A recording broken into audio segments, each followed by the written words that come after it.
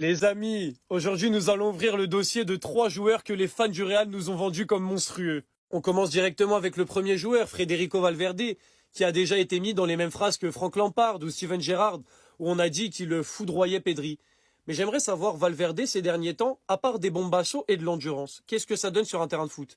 Non, parce que pour un milieu de terrain, on attend un petit peu de présence, on attend quelques passes, quelque chose comme ça, des retours défensifs. Et en fait, quand je vois le match d'hier, je suis obligé d'en parler de ce mec. Valverde au milieu de terrain, s'il vous plaît. Le match contre Marseille, en fait, il y en a trop. Le match contre l'Atlético Madrid, s'il vous plaît. Est-ce que Federico Valverde, vous l'avez vraiment mis dans les mêmes phrases que Frank Lampard et Steven Gerrard? Et vous n'avez pas honte. Federico Valverde sur un terrain de football en ce moment, oh, mais merci pour ces frappes bombasso qui lui sauvent sa réputation à chaque fois toutes les 2-3 semaines. Hein. Et encore, maintenant, il en met encore moins. Pouf. On enchaîne directement avec Rodrigo, qui becte encore sur son doublé contre Manchester City. Qui a déjà vu son passeport brésilien? Est-ce que c'est vrai ou est-ce que c'est fake? Est-ce qu'il est vraiment brésilien? Parce qu'en fait, je ne sais même pas si j'ai vu un attaquant aussi inoffensif au Real Madrid depuis Mariano Diaz. En fait, Rodrigo, ce qu'il propose, c'est terrifiant. En fait, l'inoffensivité de ce joueur me terrifie. Vous l'avez mis dans des débats. J'ai vu des mecs dire, est-ce qu'il ne serait pas plus clutch dans l'histoire de la Ligue des Champions que Lionel Messi? Oh, restez concentrés. Mon Dieu, si c'était Rafinha qui avait fait ces stats-là. 29 matchs, 0 but. Mais c'est qui? C'est un joueur du Havre? Ou c'est Rodrigo? C'est le Rodrigo là que vous nous avez vendu là? C'est lui? 29 matchs, 0 but. Oh là là, mais pourquoi vous lui avez donné autant de gaz à lui aussi? C'est pas normal, ça. On ne peut pas terminer cet épisode sans parler de Raúl Asensio, évidemment. Il foudroie Cubarsí. C'est un des meilleurs défenseurs de sa génération. C'est une régène de Ramos. Une régène de Ramos, mais depuis que vous lui avez donné autant de gaz, les performances. J'ai des souvenirs des matchs contre Arsenal. Il y a le match d'hier où il se fait littéralement envoyer. Il fait des touches de balle, mais balle au pied. Oh oui, je me souviens de la perte de balle contre Paris, d'ailleurs, à l'instant. Oh là là là là, mais alors lui, vous lui avez donné un gaz par rapport à son niveau. Mon Dieu, c'est terrifiant. Les frères madrilènes, c'est très bien d'encenser vos joueurs quand ils sont bons, parler sur le coup de l'euphorie, etc. Mais parfois, il s'agirait de doser un petit peu. Parce qu'avoir vu Valverde dans des débats avec Frank Lampard et Steven Gerrard, quand je vois les performances qu'il fait, ou des Rodrigo de Asensio, je suis désolé, j'ai du mal. Non, j'ai beaucoup de mal. Ah là là là là là là, que Dieu est grand. Il n'y a pas de hasard. Il n'y a que Eden Hazard. Pendant que Palpatine hier, il faisait sa propagande, j'ai eu la chance, en exclusivité, de tomber sur des documents d'arbitrage. Une vidéo plus particulièrement. Vous m'en direz des nouvelles. Puisqu'à ce qui paraît au FC Barcelone, c'est tout corrupt. Voyons voir. Voilà l'entraînement des arbitres en Liga.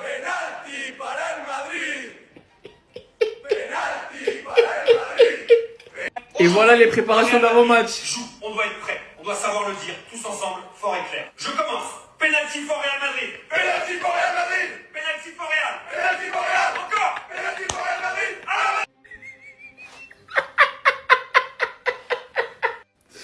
Ouf. Plus sérieusement, il y a un proverbe qui dit « Quand on grimpe au cocotier, il faut s'assurer d'avoir les fesses propres. » Et comme dirait le grand philosophe qu'est M. Pérez, par un heureux hasard, le match qui suit ces déclarations, on a un coup de tibia dans la face d'Iñaki Peña qui finit le nez en sang, pas révisé par la VAR. Et on a bien évidemment Jude Bellingham, la fameuse superstar de basket de NBA, qui vient faire une sublime passe décisive à la Rajon Rondo. Comme quoi, des fois, il suffit de se taire et de laisser la vérité. Tu peux convaincre les autres, mais la vérité finira toujours par éclater. Voilà, Vinicius, sois sérieux depuis ta position. C'est-à-dire, le match commence. Lève gardien du Barça. Il n'y a qui pèle, il n'y a qui quoi. Eh, Mbappé tire à gauche, il enlève. Il tire à droite, il enlève. Bellingham au milieu, il enlève. On dit, Xabi Alonso dit, Vinicius, échange-toi, s'il te plaît. Dès que Vinicius est arrivé, il n'a pas demandé. Bon, l'on du... Bon, l'on est cassé l'air du gardien. Ouais, mon mec qui coule maintenant. Et c'est Mbappé, regarde ça. Donc, passe à Bellingham. Bellingham regarde le milieu, il met les gars. Il y a pas les Barcelonais que non, on devait annuler. Pas d'annuler. Il y a les plaintes. Quand ça vient de vous là, genre c'est bon. Quand ça vient de nous, on a déjà un faux nom. Donc, on va gâter ça pour vous donner. La dernière fois, vous avez joué à une petite équipe. Vous avez tapé jouer là, non. Ils n'ont pas ciblé, vous avez marqué. Vous avez annulé. Bande de plaiantins. Moi, je tiens à vous dire, tout le monde peut nous gagner. Tous les petits clubs vont nous gagner. Mais vous seulement, cette année, on est à vous. Aïe. Quand vous croyez ça, on a la rage, on va casser tous les Barcelonais, les plaignants, bon. On est fort et puis on est là. Actuellement, vous êtes à fêter, non? Oubliez de vous entraîner seulement. C'est mardi. C'est mardi. Chelsea. Mardi. À mardi.